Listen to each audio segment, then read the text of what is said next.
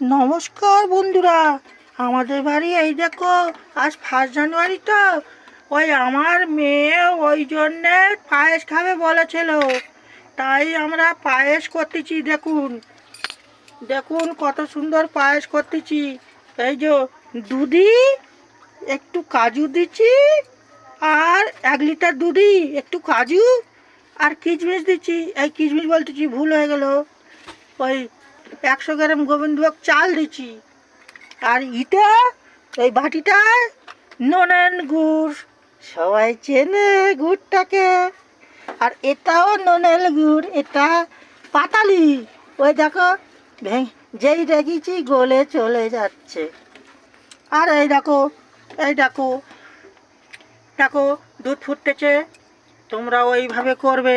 যদি না বুঝতে পারো কীভাবে করতে হয়, আমার ফোন করবে, বলবে অক্ষয় পায়েসটা কেমন করে করতে হয় আমাকে বলে দাও, আমি কিন্তু সব বলে দেবো।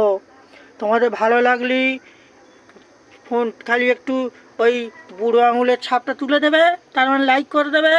ওই দেখো দুধ উঠলে যাচ্ছে। এই দেখো এই এই বউটা দেখো,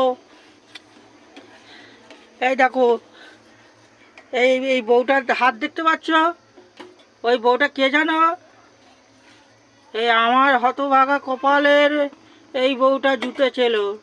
ওর মুখ দেখাবনি, সবাই যদি চিনে যাও। বুঝতে পেরেছো বন্ধুরা? তাহলে দেখে নাও, আমি ভিখিরি মানুষ তো, এইটুকু গুড় জোগাড় করেছি, নুনের গুড়। আবার এ দেখো, সে যেন নানচা ঢেনেছি, এত মোটা। তাই কি দাম নিচ্ছে? এই গুড় 150 টাকা করে কেজি নিচ্ছে। আর এই গুড়টা দেখো, 250 টাকা কেজি নিচ্ছে। দেখো, সেই মোমের মতন গলে যাচ্ছে বাটিতে, এই প্লেটে যেই রেখেছি। এই দেখো, দেখে নাও, আমার মেয়ের খুব শখ হয়েছে, তাই পায়েস খাবে বলেছিল বলে এই জন্য হচ্ছে। কোনোদিন তো হয় না, এই হচ্ছে। সে বোধহয় 6 মাস পরে হচ্ছে।